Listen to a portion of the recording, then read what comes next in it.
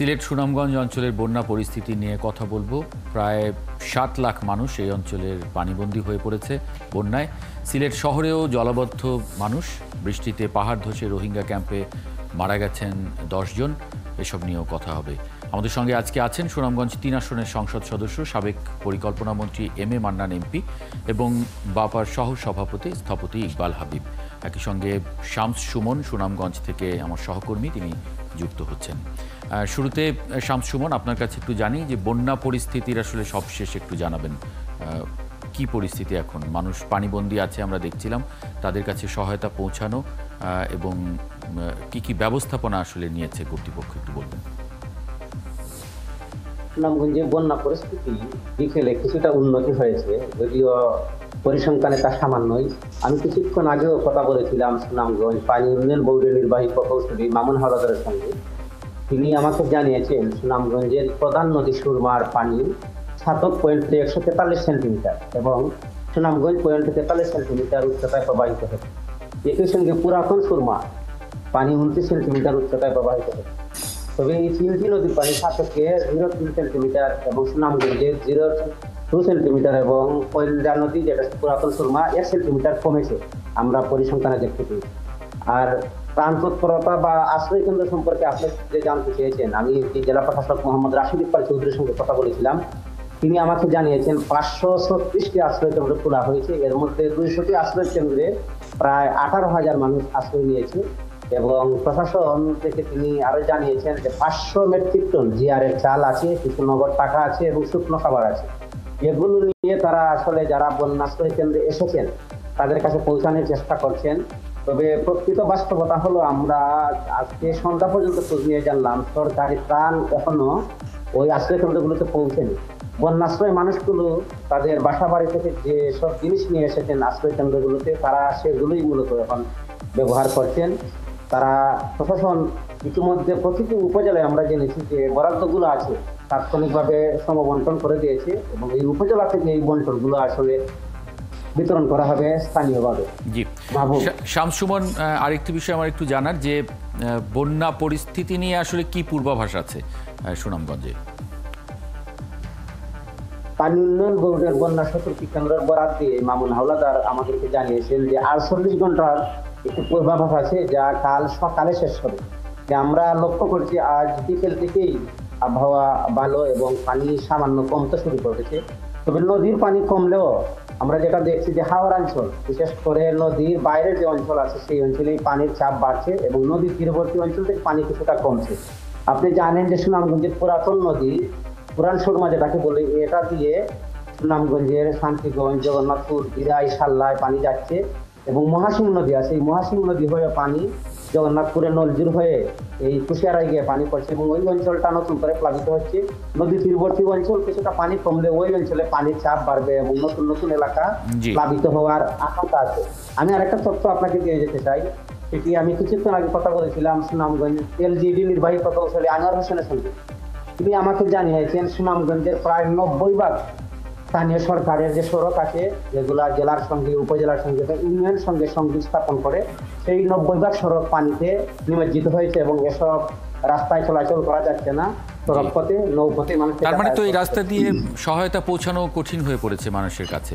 অনেক ধন্যবাদ শামস সুমন যুক্ত হবার জন্য। এম এ মান্নান এমপি, মানে সুনামগঞ্জ অঞ্চলের বন্যার একটা বড় চ্যালেঞ্জ হচ্ছে যে সহায়তা পৌঁছানো মানুষের কাছে, কারণ হাওড় অঞ্চল অনেক দূরের পথে যেতে হয়, সেখানে রাস্তাঘাটও ডুবে যায়, নৌকা নিয়েও অনেক সময় সেই সমস্ত জায়গায় যাওয়া যায় না, কারণ রাস্তাটা তো চেনা যায় না কোন জায়গায় উঁচু এখন। সুতরাং এই চ্যালেঞ্জগুলো সামনে রেখে আসলে কি সহায়তা বা কি ব্যবস্থাপনা আপনারা রেখেছেন জনপ্রতিনিধিরা, কিভাবে সমন্বয় করছেন? ধন্যবাদ আপনাকে, ধন্যবাদ শামীমকে, আপনাদের জেলা প্রতিনিধি। আমি ওই অঞ্চলের ছেলে, ওখানে বড় হয়েছি, বীরের মধ্যেই বলতে পারেন প্রায়। তো মোটামুটি এই সমস্যার সঙ্গে একটু পরিচিত আছি। আপনি যে বিষয়টা বললেন যে ত্রাণ পৌঁছানো ডিফিকাল্ট, হ্যাঁ, আগে যেমন পুরোপুরি নৌকার উপরে আমরা নির্ভরশীল ছিলাম, কিন্তু আমাদের সময়ে আমাদের সরকারের গত প্রায় ৩০-৪০ স্বাধীনতার পরে প্রচুর সড়ক আমরা নির্মাণ করেছি। অনেক জায়গায় আমরা আগে যেখানে নৌকায় যেতাম, এখন আমরা সারা বছর গাড়ি নিয়ে যাই, এইগুলো ক্ষতিগ্রস্ত হয়েছে। এবং গাড়ি চলাচল বাধাগ্রস্ত হয়েছে। ইতিমধ্যে নৌকো আবার সাংস্কৃতিকভাবে ব্যবহারিকভাবে পেছনে পড়ে গেছে। এই একটা গ্যাপ এখানে আছে। তবে আমি মনে করি ত্রাণ পৌঁছানো বড় সমস্যা নয়। ত্রাণ যদি পৌঁছে যায় উপজেলা সদরে, নানাভাবে ইউনো সাহেবরা, ডিসি সাহেবরা নৌকা এখানে ওখানে ট্রেনে টুনে এনে নিয়ে যেতে পারবেন। কারণ বড় কোনো হাওর এই মুহূর্তে নয়। যেগুলো বড় হাওর আছে, ঢেউ সৌভাগ্যক্রমে এই ধরনের ঢেউ হচ্ছে না, আমি যে খবর পেয়েছি, কারণ বন্যার সঙ্গে খুব একটা হাওয়া বা দমকা হাওয়া নেই। সুতরাং ত্রাণ পৌঁছানো যাবে বলে আমার বিশ্বাস। প্রাপ্তিটাই আসল। এবং আমি যেটুকু শুনেছি ডিজি সাহেবের সঙ্গে এবং ইউনো সাহেবের সঙ্গে কথা বলে, কিন্তু তারা তাৎক্ষণিকভাবে খাদ্য শস্য যেমন চাল টাল দিয়েছে যৎসামান্য। তো যৎসামান্য মন্দের ভালো কিছু শুকনো খাবার যেটাকে বলা হয় চিরামুড়ি জাতীয় জিনিস দেওয়া হয়েছে, এইগুলো আরও পৌঁছানো দরকার। আগামীকাল আমাদের পানি সম্পদ মন্ত্রী মহোদয় যাবেন সুনামগঞ্জে, ত্রাণমন্ত্রী আশা করি যাবেন শিগগিরই। আমরা কোপ করতে পারবো যদি আপনার সময় দেন। আমি একটা কথা বলি, আমি যদি ওই এলাকার, এটা নতুন কোনো সমস্যা নয়। আমি ছোটোবেলা থেকে এই 50-60-এর দশকে ওখানে বড় হয়েছি। প্রতি বছরই এই ধরনের মোটামুটি বন্যা আসতো, কিন্তু একটা বেশ কম আছে। তখন কোনো সংবেদনশীল সরকারও ছিল না, কেউ গ্রামের লোকেরা নিজেরাই কোনো মতো কষ্ট করে বাঁচত। এখন যেহেতু সংবেদনশীল সরকার, প্রশাসন এবং একটা আমাদের সম্পদও বৃদ্ধি পেয়েছে, আমরা এটা বেটার করতে পারবো বলে মনে করি। তো একটা কথা বলা দরকার, আগে হতো, এখনকার বেশি হচ্ছে না, আগের মতোই হচ্ছে। তবে আমরা যে ভালো কাজ করেছি মন্দ দিক, অনেকগুলো সড়ক নির্মাণের ফলে, অনেক নির্মাণ বাড়িঘর, হাট বাজার, সড়ক ইত্যাদি নির্মাণের ফলে বন্যার যে স্বাভাবিক প্রবাহ প্লাবনভূমিতে প্রাকৃতিকভাবে, আমার মনে হয়, আমি কেউ এক্সপার্ট নই, বাধাপ্রাপ্ত হয়েছে। এবং এই বাধা প্রাপ্তির ফলে প্রাথমিক ধাক্কায় পানি ফুলে ওঠে এবং ক্ষতিগ্রস্ত করে। জি, এটা সামাজিক যোগাযোগ মাধ্যমে আমরা দেখছিলাম যে বিশেষ করে কিশোরগঞ্জের এই সড়কটা নিয়ে সামাজিক যোগাযোগ মাধ্যম বলছে যে সিলেটের বন্যার সঙ্গে কিশোরগঞ্জের এটা সম্পর্ক আসলে স্থপতি ইকবাল হাবিব যদি সম্ভব হয় একটু যুক্ত করে দেবেন এটা, যে আসলেই সামাজিক যোগাযোগ মাধ্যমে যে বিষয়গুলো আমরা দেখছি। কিন্তু সিলেট সুনামগঞ্জ অঞ্চলের বন্যা তো আমরা প্রতি বছরই দেখি, এরকম আলোচনাও আমরা করি। মানে এটা অনেক সময় দেখি যে ভারতীয় অংশে যখন বৃষ্টি বেশি হয় সেটার ঢলে একদিন দুদিনের মধ্যেই আসলে প্লাবিত হয়ে যায় এই অঞ্চল। এটার কি কোনো সমাধান করা সম্ভব? মানে প্রাকৃতিক দুর্যোগ তো থাকবেই, কিন্তু সেটা সম্ভব? স্থপতি ইকবাল হাবিব। Thank you. প্রথমে আমি বুঝতে পারছিলাম না স্যার কি করলেন না আমাকে করলেন। প্রথমে একটু বলে রাখি যে একটি জায়গা হতো মাননীয় মন্ত্রী, প্রাক্তন মন্ত্রী, আমাদের অত্যন্ত প্রিয় একজন সংসদ সদস্য, যিনি ওই এলাকার মানুষ, তিনি শেষ মুহূর্তে একটু টাচ করলেন, কিন্তু আরেকটু অংশ বলা প্রয়োজন। নদীগুলো যেভাবে করে আমরা আমাদের প্রতিবেশীর কাছে বিকিয়ে দিয়েছি, যারা অত্যন্ত অন্যায়ভাবে এই নদীগুলোতে বাদ দিয়ে হঠাৎ করে সেটা ছেড়ে দিচ্ছেন, এবং তারা এখন আবার সেখানে রেল লাইন সহ অসংখ্য প্রকল্প করার মধ্যে দিয়ে ওখানে প্রবল ভাঙনের উপক্রম করেছেন, অর্থাৎ ভাঙনের জন্য যা যা করণীয় সেই কাজগুলো বা মনুষ্য নির্মিত বিভিন্ন ইন্টারভেনশনের মধ্যে দিয়ে ওই নদীগুলোকে এক ধরনের ভালনারেবল করেছেন। তার কারণে কিন্তু আমরা প্রবল তোরের মুখে হঠাৎ করে পড়ছি, এটা একটি ঘটনা। দ্বিতীয়, এবং যার কারণে আপনি দেখবেন 2004-এর পরে সুনামগঞ্জ কিন্তু বারবার হঠাৎ করে প্রবলভাবে প্লাবিত হচ্ছে। আর সেই সঙ্গে যে উন্নয়নের একটা চিত্র উনি বারবার বলছিলেন এলজিডির মাধ্যমে আমরা করেছি, ওটি কিন্তু অবশেষে প্রবলভাবে আমাদেরকে হঠকারী সিদ্ধান্ত হিসেবে প্রমাণ করেছে। আমরা যত্রতত্র আমাদের নদীর প্রবাহ, হাওরের পানির প্রবাহ, আমাদের এই বিল অঞ্চলের পানির প্রবাহকে কোনোভাবেই পরোয়া না করে, অর্থাৎ যেটাকে আমরা বলতে পারি যে পোস্ট ইন্ডাস্ট্রিয়াল রেভলিউশনের পরে প্রকৃতিকে বৃদ্ধাঙ্গুলি দেখে যে উন্নয়নের চর্চা, টেকসই উন্নয়নের বদলে, তারও কিন্তু একটা ফলে এখন অনেক জায়গায় দীর্ঘস্থায়িত্ব হচ্ছে এবং পানিগুলো আটকে যাচ্ছে। অবশ্যই সুনামগঞ্জের মানুষ এবং সিলেটের নিম্নাঞ্চলের মানুষ বছরকে বছর এটা এক্সপিরিয়েন্স করে, তার মানে এই না এইভাবে করে পর্যুদস্ত মানুষ হয় নাই।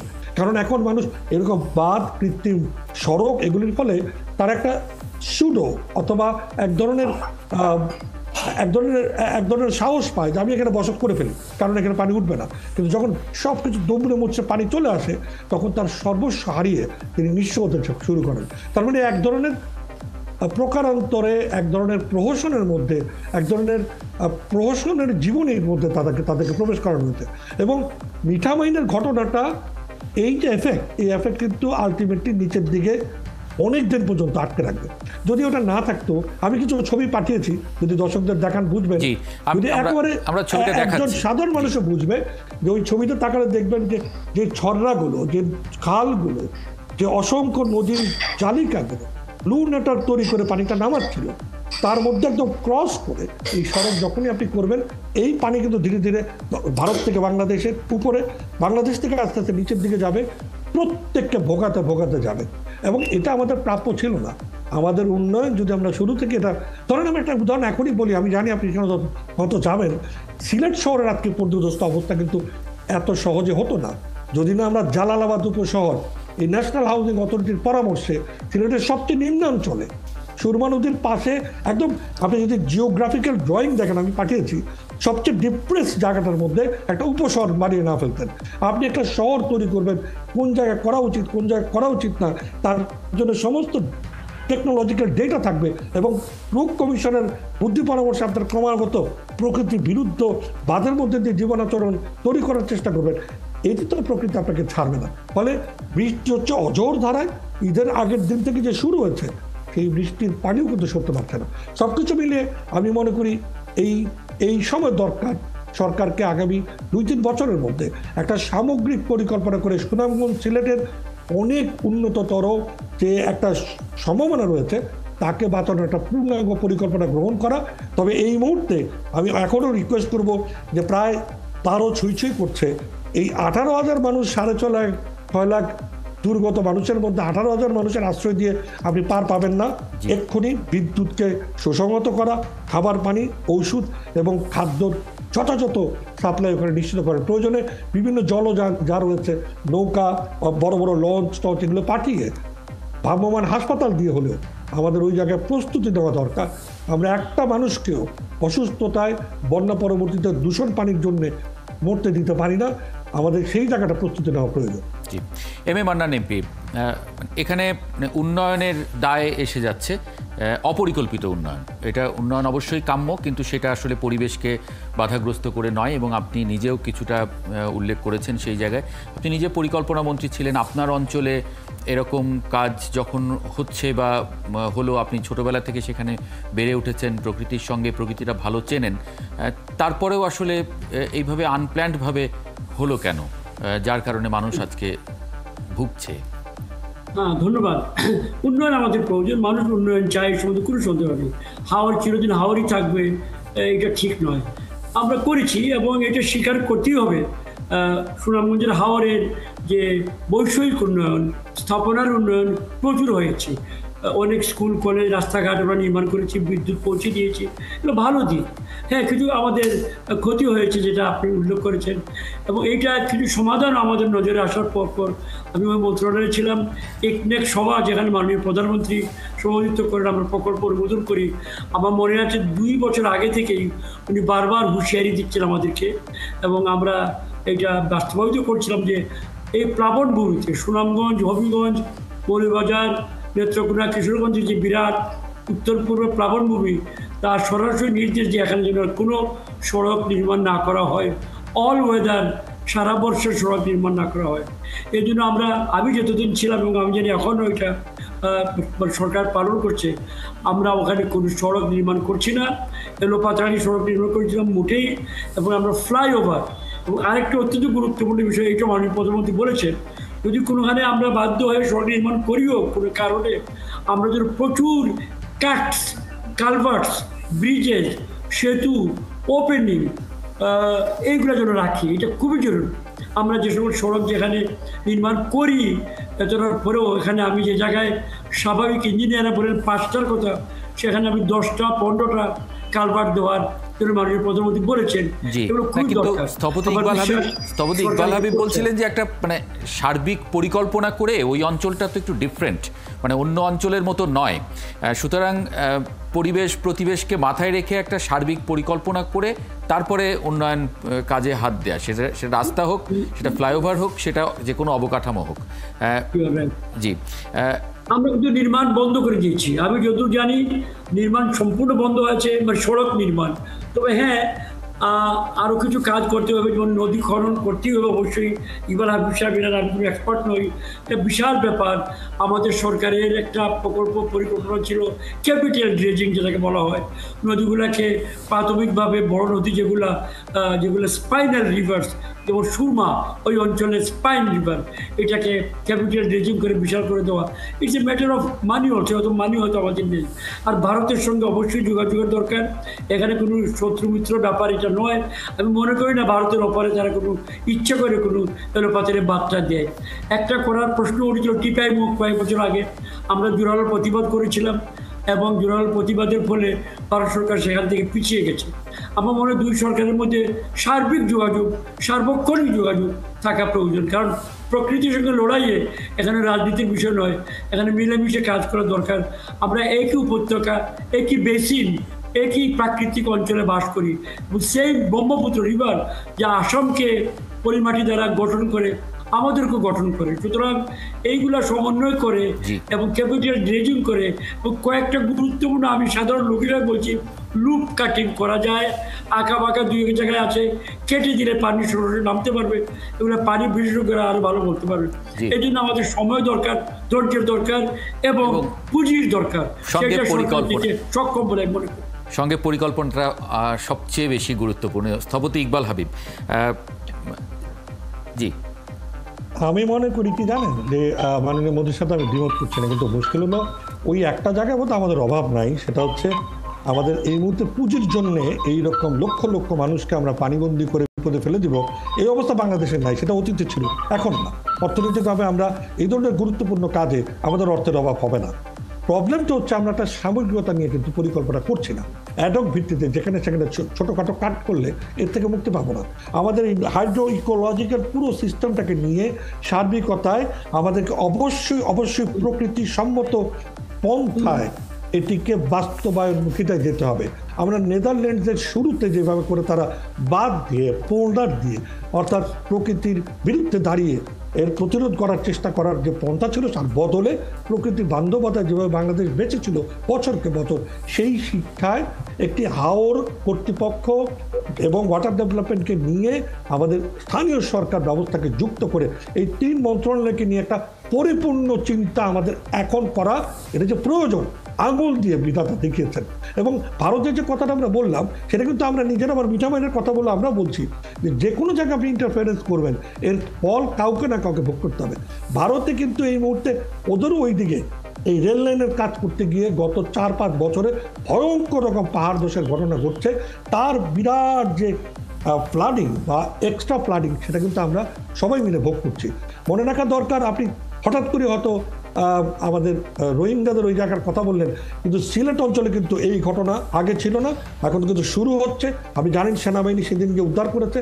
এই সামনের দিনে কিন্তু ভয়াবহ ভূমিধসের ঘটনা হওয়ার সম্ভাবনা রয়েছে।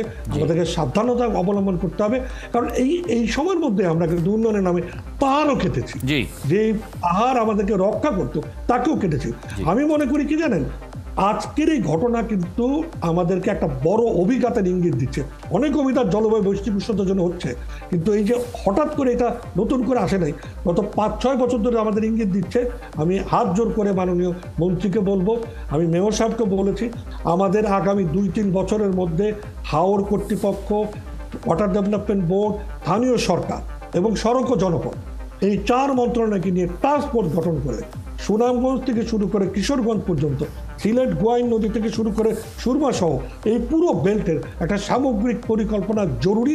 যেভাবে করে 1967 সালে ফজলুল্লাহ এবং সোহরাওয়ার্দী মিলে বাংলাদেশকে ভালোবেসে করেছিল, আসুন না শেখ হাসিনা সরকারের সময় এই জায়গাটাকে নিয়ে একটা পরিপূর্ণ পরিকল্পনা করি। সেটা কিন্তু নাই, এখনো নাই বলেই দাবি করছি। আমরা পরিবেশ আন্দোলনে যারা সাধারণ মানুষের এই হাহাকার মেনে নেওয়া যাবে না, কারণ সামনের দিনের অবস্থা আরো আরো ভয়াবহ খারাপ। হবে, এর থেকে ভালো হওয়ার কোনো সুযোগই নাই। কারণ আমাদের বৃষ্টি বাড়বে, হঠাৎ করে বন্যা বাড়বে, Exactly. এবং ভারত এই অবস্থা আরো ছেড়ে দেওয়ার প্রবণতা আরো বাড়াবে, কারণ জি, তার আর স্থপতি ইকবাল হাবিব এবং এম এ মান্নান এমপি, আপনাদের দুজনকে অনেক ধন্যবাদ যুক্ত হবার জন্য আজকে সঙ্গে।